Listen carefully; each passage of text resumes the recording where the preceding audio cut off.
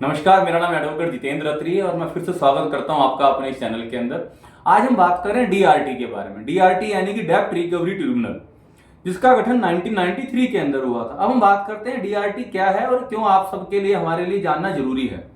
तो डीआरटी, जैसे मैंने आपको बताया, डेब्ट रिकवरी ट्रिब्यूनल, यह बेसिकली बैंकों को और जो एनबीएफसी हैं उनको, जो भी फाइनेंशियल इंस्टीट्यूशन जिनका पैसा बाहर लोगों को उन्होंने लोन दिया होता था, लोन की रिकवरी करने के लिए उनको बार बार सिविल कोर्ट में जाना पड़ता था। उसके लिए बाकायदा एक जरूरत थी किसी ऐसी प्रोफेशनल कोर्ट की जो सिर्फ ऐसे मुकदमों को दानती हो, ऐसे प्रोफेशनल वहां पे नियुक्त किए गए हो जिससे बैंकों का काम आसान हो जाए, और ऐसे प्रोफेशनल हो जो सिर्फ इसी चीज से लिए हों। तो इसलिए डीआरटी का गठन किया गया।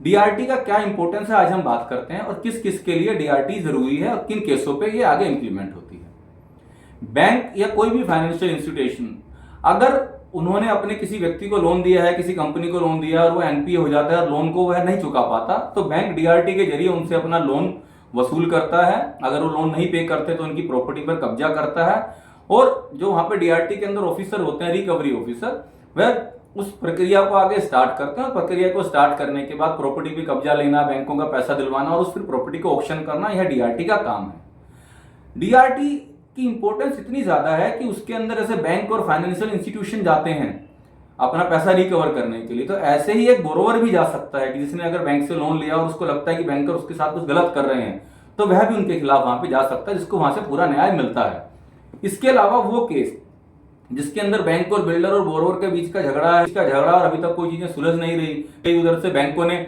अपना ईएमआई मांगनी स्टार्ट करी हुई है, अकाउंट एनपीए हो गए हैं, लीगल नोटिस वगैरह सारी प्रक्रियाएं स्टार्ट हो चुकी हैं, तो क्या करे?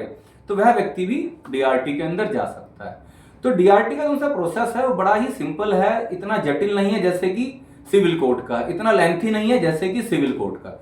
सिंपल सा प्रोसेस होता है कि जैसे आपने अपनी कोई वहां पे एप्लीकेशन लगाई, केस फाइल करा, केस फाइल होने के बाद जो आपकी अपोजिट पार्टी है उसको नोटिस गया, उनको नोटिस गया, नोटिस जाने के बाद उन्होंने अपना जवाब फाइल करा, उसके बाद आगे की कार्रवाई शुरू हो जाती है। और जो भी उसका फैसला होता है उसके बाद रिकवरी ऑफिसर अपना काम शुरू करते हैं। उसके अकॉर्डिंगली प्रॉपर्टी को जब्त करना है या पैसे लेने हैं, बैंकों के खिलाफ कोई केस है या बिल्डर के खिलाफ, तो ऐसी सारी प्रक्रिया को, या ऑप्शन से रिलेटेड किसी भी इंडिविजुअल को कोई दिक्कत है, उन्होंने कुछ प्रॉपर्टी खरीदी, प्रॉपर्टी खरीदने के बाद उनको दिक्कतें आ रही हैं कि बैंक कोऑपरेट नहीं कर रहा, बिल्डर कोऑपरेट नहीं कर रहा, उनको कब्जा नहीं मिल रहा, और उसका ऑप्शन डीआरटी ने करा था, ऐसी कोई भी चीजें, तो आप देखेंगे उसका समाधान सिर्फ डीआरटी के अंदर ही होता है। कई बार क्या होता है कि कोई भी पार्टी डीआरटी के फैसले से अगर खुश नहीं है तो वो डीआरटी में चली जाती है। डीआरटी का मतलब अगर हम बात करें तो डेब्ट रिकवरी एपीलेट ट्रिब्यूनल, मतलब उससे ऊपर, और वहां पे आप जाने के बाद उस चीज को आगे आर्ग्यू कर सकते हैं, आगे सारी चीजें। इस तरीके से स्टेप बाय स्टेप एक सीढ़ी बनी हुई है। तो अगर आप या आपके किसी भी अपने ने, यार दोस्त ने अगर कोई लोन लिया हुआ है, कोई फंसा हुआ है या उसकी और कुछ ऐसी दिक्कत है, तो आप उनको बताएं कि ऐसे किसी भी चीज के अंदर आपको एक अच्छी लीगल एडवाइस की हमेशा जरूरत है। हमेशा अपने किसी अच्छे लीगल प्रोफेशनल से एडवाइस लें, क्योंकि यह बहुत ही एक जटिल प्रक्रिया नहीं है पर बहुत ही टेक्निकल चीज है। तो स्टेप बाय स्टेप हर चीज को बड़े ध्यान से करना होता है। अगर आपको हमारी वीडियो अच्छी लगी हो तो कृपया करके इसको लाइक, शेयर, सब्सक्राइब करें और आगे जुड़े रहें इस चैनल के माध्यम से। नमस्कार।